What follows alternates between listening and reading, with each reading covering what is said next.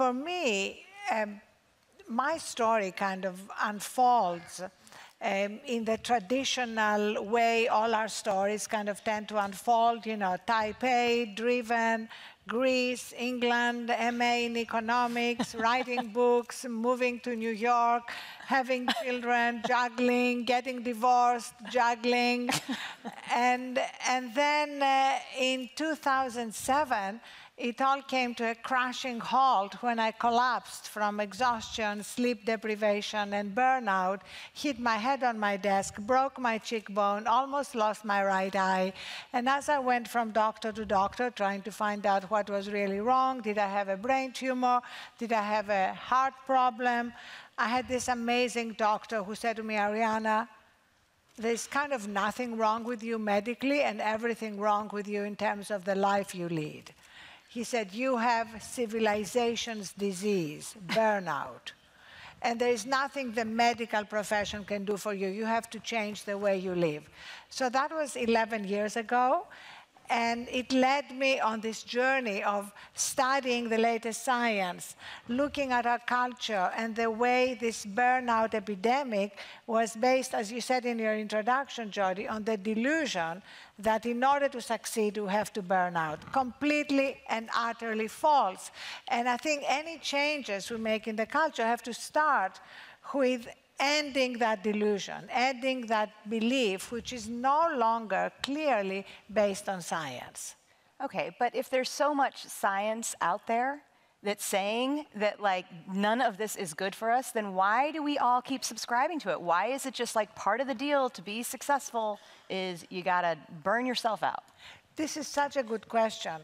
And if you look throughout history, believe it or not, there have been many times when entire cultures believed the wrong thing. Mm-hmm. Like, for a very long time, we believed that the earth was flat, which led to a lot of shipwrecks, right? Because the whole rules of navigation were false, based on a completely fundamental false premise.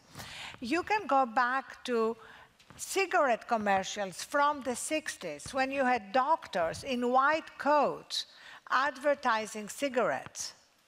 I remember one which is truly stunning, where the doctor says, I smoke menthols because they refresh my throat. I thought, yeah, they also give you lung cancer. But we believe that smoking was glamorous. I mean, how many Hollywood movies do you see where they all light up? And I mean, for many, many years, we all believed that Brad and Angelina would be together forever. So, you know, entire cultures believe the wrong thing. And then one day they wake up and they realize this was incredibly false. And I believe in what we're doing on our media platform at Thrive is to try to get moments in the culture that become teachable moments in order to change that false belief.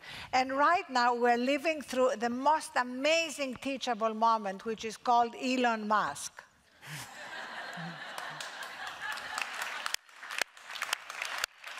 Think of it. He lives and breathes the delusion that in order for Tesla to be successful, he has to sacrifice himself, his sleep, his children, everything. He talked about that in detail to the New York Times. I wrote an open letter to him immediately after because I saw this as a great teachable moment, because in front of our very eyes, he's destroying Tesla. You know, yesterday he was actually sued by the SEC. And now we are told the company is going to be sued because of this late-night tweet he did saying that he had the funding ready to take the company private, which was not true. And there are so many examples of how, because of his exhaustion, because he's running on empty, he keeps making serious mistakes that are undermining the very thing he's putting at the front burner of everything he does. You know, remember, he had an earnings call, and he berated the analysts, called them boneheaded and boring, and then at the next earnings call, he had to apologize, and he blamed sleep deprivation, of course. But when I did the open letter to him, he tweeted at me saying that what I'm suggesting, which is actually to take some time during the day or night to recharge, and also to build a management team. You know what? You can't scale alone. Anybody here who built a company and trying to do it all on your own just doesn't work. And if you are basing your business on energy and how do we produce renewable energy for our cars, how about how we manage our human energy? But you know, in the grip of this delusion, he's saying it's not an option. I love Elon. I think he's a visionary. He's brilliant. What he's doing is fantastic. But right now, he's also acting as a case study of what is not working. I think I'm going to be a little controversial here. Yeah, go. Okay. All right. I think some people might think that it's pretty easy for you to sit here and say, take care of yourself, work less, right? You have launched one of the world's most powerful media brands. And my question is, I mean, do you really think that the Huffington Post could be what it is today if you didn't have those first few years of sleepless nights? So I think that's a very important question because a lot of people think of that. So first of all, let me just say, I'm not saying work less. I'm not saying don't work hard, and I'm not saying slow down. I'm saying work smart. I'm saying that when we put our own oxygen mask on first, we are going to be better at everything we're doing. We are going to make better decisions. We are going to be more creative. We are not going to miss red flags. If anybody follows me on social media, you know that I do work hard. I love my work. I was in Toronto yesterday, here now in New York tomorrow. So the point is, but I did get 8 hours sleep last night. So you see what I'm saying? It's the choices you make. Like I could have gotten into my hotel in San Francisco and chosen to have dinner with my great friends in San Francisco, which I would have loved to do, but I sacrificed that in order to be able to get a good night's sleep and be here and be fully present. But I love being here and be fully present as opposed to all the years in my life when I showed up like a zombie, crossed something off my to-do list, but I wasn't really bringing my full self to it.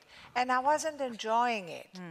And for me, increasingly, joy is just an incredible barometer of how we're living our lives. Yeah. Are we just getting stuff done, or are we also experiencing the joy and gratitude of being able to do something we're passionate about? And as for the Huffington Post, actually, it was 2 years into building HuffPost when I collapsed. And the best decisions I made to take HuffPost global, to move beyond politics into lifestyle, all these things were what made HuffPost ultimately successful. And so I can show you decision after decision that was made after I had changed the way I lived my life. Well, thank you for doing that. That's great. So it seems like a pretty logical case. You know, you've shown how you can be successful. You've shown how you can run these businesses. What do you hear? What are the most common objections that you hear? Right? When you go and you work with a company or you work with an individual, what do they say? Why? No. This whole Thrive thing is not. It won't work for me. Why? Well, here's what is so interesting. We rarely hear that anymore. I think. The companies we work with, and we work, you know, with big multinational companies like Accenture, JP Morgan, the Hilton Hotels, Goldman, etc., are realizing that taking care of their human capital has a real impact on the bottom line. It's no longer seen as a nice to have, as an HR benefit given to employees by benevolent employers. It is being seen as directly affecting recruitment, attrition, productivity, engagement. So the problem a lot of companies have is learning how to move from knowing what to do to actually doing it. Yes. And that's where we come in. Yes. Sure, I'm sure companies that are still caught in the dark ages, and they're not up on the new science. But I think the majority of companies that we are working with, that you are interacting with, theoretically understand there have to be changes. So it's a question of how do we implement these changes. Yeah. And in our workshops, we both do a lot of workshops. We've just done over 150 workshops for Accenture, for example, around the world. But we also have digital products that are science-based behavior change microsteps. Mm-hmm. So the way we see the change is moving from, first of all, changing beliefs. You have to show people all the science so that they can actually recognize that getting enough sleep is not a luxury. Yeah. It means they're going to show up at their best at work. That disconnecting from technology in order to recharge is not a luxury. That multitasking is a myth. Like if anybody here, I'm very impressed to see you're not on your phones. That's rare. The truth is that you can either listen to us or do your emails. You can make a choice, but don't fool yourself into thinking you can do both at once. So that's the reason, for example, that I've made all my meetings at Thrive device-free meetings. People say, but I need my laptop or my phone to take notes. We give you a beautiful leather-bound notebook. And if you have something more important to do, don't come to the meeting. And that way, the meetings are shorter, people are present, we make decisions quickly, people bring their whole selves to the meeting. Mm. We also find, and that's what we bring to our, both to our users on the media platform, because Thrive is really two things. It's the media platform, yes, which, think of it, is like the Huffington Post, except no politics. With a few exceptions, like Dr. Ford yesterday, because it was an exception demonstrating courage and standing up for yourself, which is a big Thrive value. But also, both on the media platform and the second part of the company, which is the B2B, working directly with corporations and changing their cultures, we try to do it through two things. One is bringing the latest science, and then the second is bringing new role models.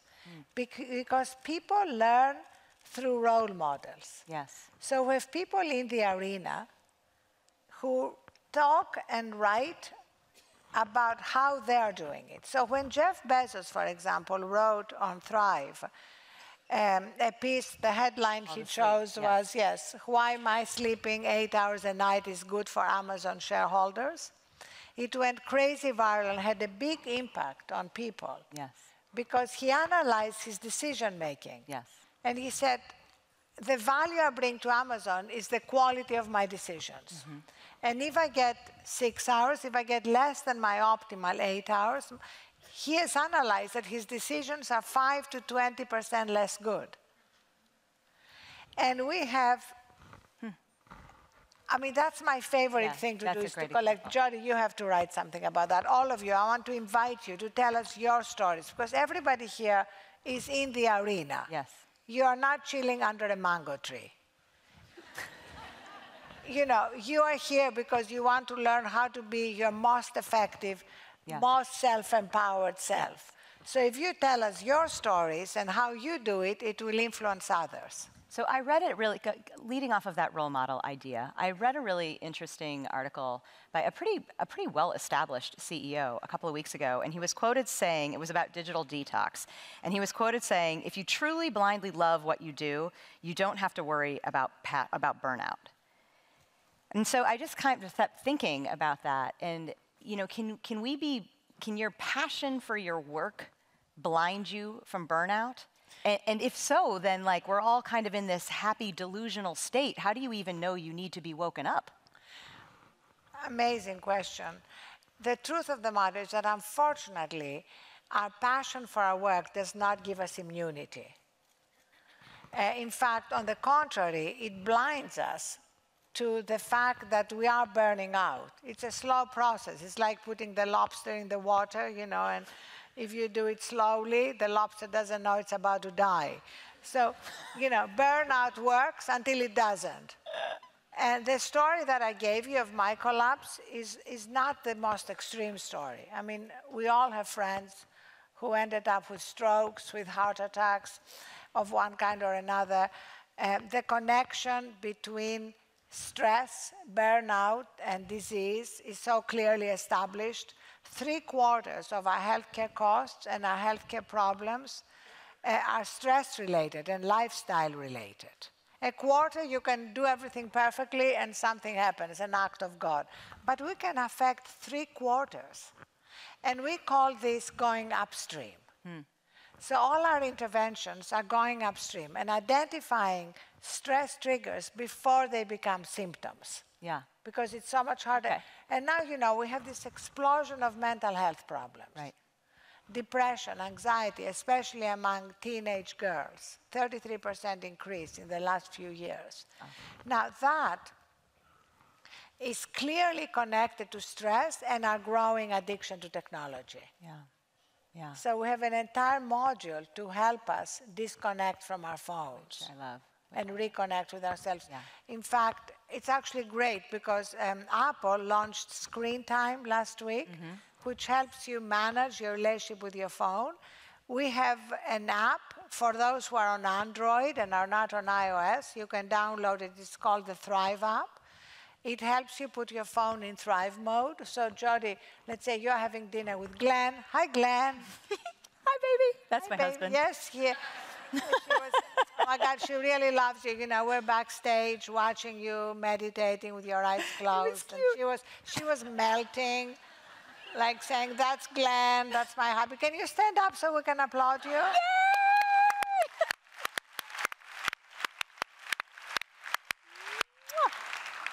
So let's say you're having a date night with Glenn. Yes, and you don't want to be disturbed, okay? Okay. You put your phone in Thrive mode, and it's bi-directional. So if I text you, I get a text back that says, "I'm in Thrive mode until X and X time, until such and such a time." It's awesome. So it's kind of perfect. So that one of the things I love about that is that it teaches the world that, you know, you don't have to respond to text immediately. You know, right now, the culture has such expectations that if I don't respond to a text immediately, my friends practically call 911. We need to change that. You know, when did that become the conventional wisdom? It's so good. And the other thing that the Thrive app does is it gives you every day a dashboard of your use of apps, games, you know, how much time you spent on Instagram, on Candy Crush, on whatever, you know, whatever is on Netflix, whatever is your particular addiction. And, you know, you'd be amazed. My addiction is Instagram. So I was amazed when I started looking at how much time I spent on it. I mean, I couldn't possibly have spent that much of time, but I did. And then you can set limits. And let's say you spent 2 hours on Instagram and you want to spend an hour and a half. You set the limit, and at an hour and a half, we block you off. Tough love. So what I recommend, our whole theory of micro steps is don't limit yourself in a way that's manageable. Like do it 10 minutes less and build to it. It's like exercise, you know, Yes. building that muscle. Yes, yes, I love it. I think, you know, we get into our habits, whether it's we're Instagramming for hours or we're just kind of trudging through our days, going to countless meetings, and someone comes up to you and they say, "How you doing?" "Oh, I'm fine, right? I'm fine." And you yourself once said that on the very day that you collapsed, if someone had asked you how you were doing, you would have said you were fine. Yes. Right? And so I feel like we keep saying, I'm fine, and we keep perpetuating this same delusional cycle that I'm fine. So I'm curious to hear from you, like, what do we really need to be asking ourselves to try to say, am I really fine? Like, what should we be looking at? Wow, what a great question. Yes, I would have said I'm fine, because I thought that's the only way to do it.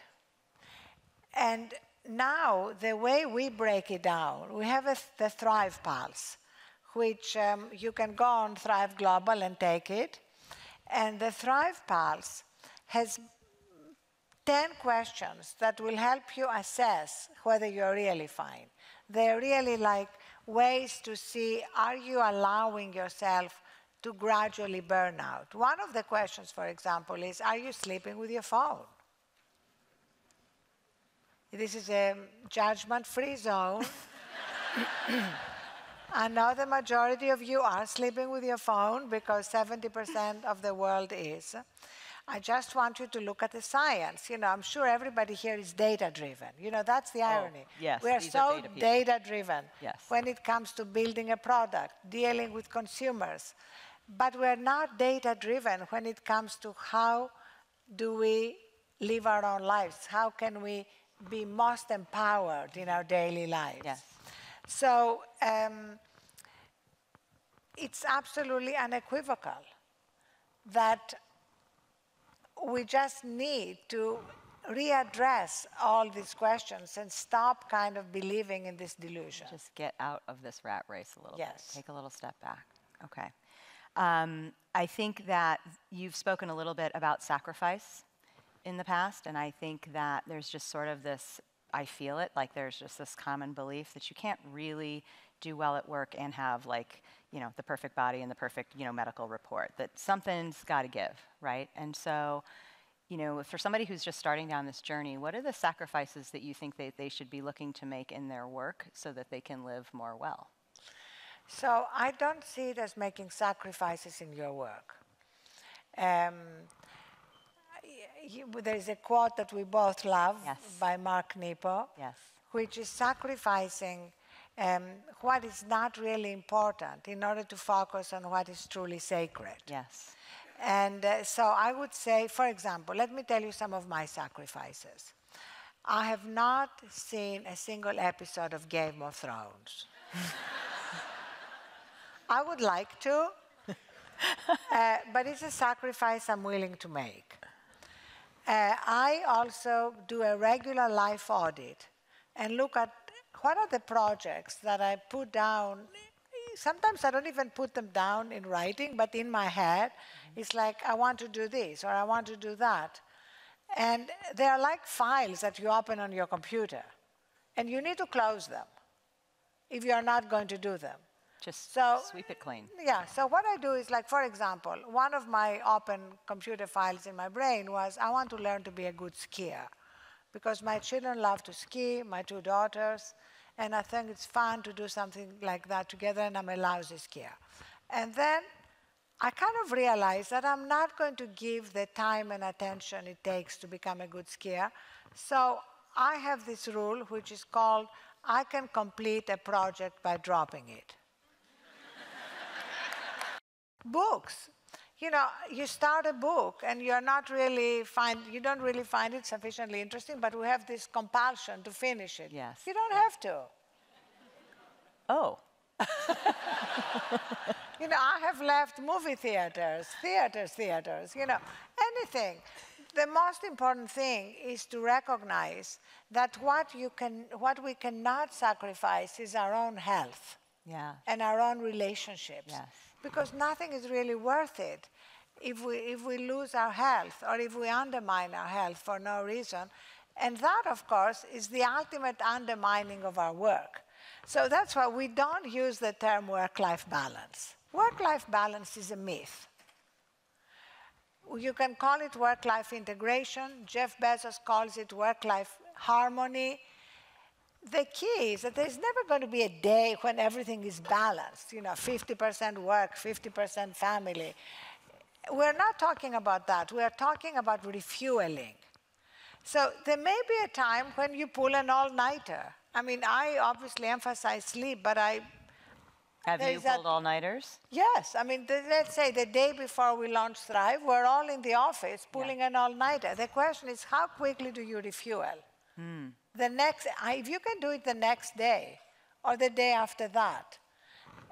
Even in our cultural values at Thrive, we have something that we call Thrive time. We don't say this is a 9-to-5 job. There are no interesting 9-to-5 jobs. So first of all, we need to accept that this period of transition is very natural. It's like, just think of it historically, moving from the dark ages to the Renaissance. You know, there is a period when multiple behaviors are coexisting, even in the same company. We have found that the most important thing is for leaders in each department to role model the new behavior, because people are looking for permission. And nothing gives them permission more than having managers, executives model that behavior. I think leaders role modeling behavior is the key. At JP Morgan, we did a challenge for 28 days. They have over 200,000 employees. We did a video for them where leaders, the CMO, the CEO of the private wealth bank, said on video what they were going to work on. And the 4 challenges were sleep, mindfulness, relationship with technology, and gratitude. And immediately it spread. They had 64% participation, and it began to change the overall culture. Is it better to take like a 2 or 3 week vacation once a year, could be a digital detox, no phones, or is it better to take shorter, smaller breaks throughout the year? And I guess, well, also we should probably cover how much time off should we be taking? So obviously that's individual, but I think the key here is making sure that when you're not on vacation, you have little breaks to refuel. And when I say little breaks, literally it could be 1 minute between stressful events. Literally, neuroscience tells us that it takes less than 1 minute to course correct. The problem is not stress. We're not going to eliminate stress completely. The problem is stress becoming cumulative. So you have a stressful meeting, and then you go on to another thing and bring the stress with you. If you took 1 minute to take deep breaths, to look at something that helps you course correct, to be pictures of your kids. It could be a quote that you love. I have quotes that I love all around my office. My favorite is, live life as though everything is rigged in your favor. I love that quote. I love that quote. I have been saying that. So in terms of vacation, what is most important is it's better to have a short vacation, but really disconnect, than a long vacation where you try to take phone calls and be on conference calls. You know, I was talking to Barry Summers. He's actually the head of private wealth globally at JP Morgan. And he said, I learned the hard way that if I'm on vacation and I think, yeah, I'm going to do this one conference call, what does it matter? The truth is, your whole mood and mode of behavior changes. You are suddenly back at work, you have to prep. Then after the call, you are thinking about it. So you're away from your vacation time with your family or your friends or whoever you are with. So I think it's better to at least have a few days when you can really disconnect. And we have an app for that, as you would expect. Yes. It's called Thrive Away. and if you're on vacation and I email you, I'll get an email back that says, Jodi's on vacation until such and such a day. If this is urgent, please contact so-and-so. If it is not, email her after that date. This email will be deleted. That is hardcore, but important, because if it's, the whole point is that you are going to have a vacation. It can be 2 days or 2 weeks. You decide what you can handle. But during that period, you are going to have 0 emails in your inbox. When was the last time you had 0 emails in your inbox? I think it was the day I started my job. We need to kind of have that real disconnect in order to reconnect and be recharged. And we all know that really the best things we bring to work are our creativity, our great ideas, our problem solving, our ability to collaborate. And these are the first things that are sacrificed when we are burnt out, right? So true. So I think truly the first and most important thing is no judgments. Like when we fall off the wagon, we need to forgive ourselves and start again. Because everybody here is type A, I'm sure. And the worst thing we can do is to have one more thing to beat ourselves up with. Especially I'm talking to women here, because we are perfectionists and perfect. And you know, we have this, what I call this obnoxious roommate living in our head that puts us down, judges us, you know, negative self-talk. So I think we need to make sure that this is not another thing for the obnoxious roommate to berate us about. Yeah. So that's why at Thrive, everything we're doing is based on very, very tiny micro steps. And especially if there are micro steps that you can attach to existing habits. Let me give you an example. We are working with a lot of brands. We are working with P&G, for example, with Secret. You know, it's a deodorant, right? And Secret sells itself because it's going to reduce your stress of worrying that you're going to have sweat stains on your dress if you're having an interview or an important occasion or something. So we are adding a stress reduction micro step that goes beyond the sweat stains and that helps empower women to actually show up confident beyond the deodorant advantage. I can't coin that. You know, because you know, you're already putting the deodorant, so when you're putting it on, can you say an affirmation about how you're going to show up at this interview? Can you remember three things you are grateful for in your life? Something that will actually connect us with the positive, empowered part of ourselves. Yes, yes. So, and you can do that when you're brushing your teeth, when you're walking to work. On an existing micro step, add another micro step. I love If you don't work out at all, don't say, I'm going to start working for an hour a day, working out. No, don't. Just say, I'm going to do 10 minutes on the bike, or I'm going to take the steps instead of the elevator. Create like a small actionable step rather than an overwhelming New Year's resolution you're going to break in a week. Yeah.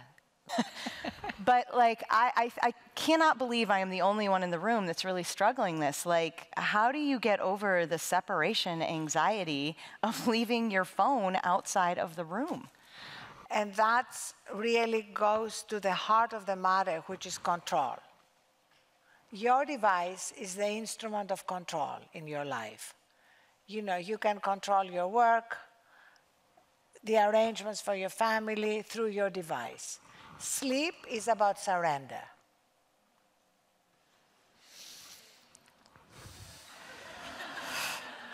We just have to give up control. Oh, God.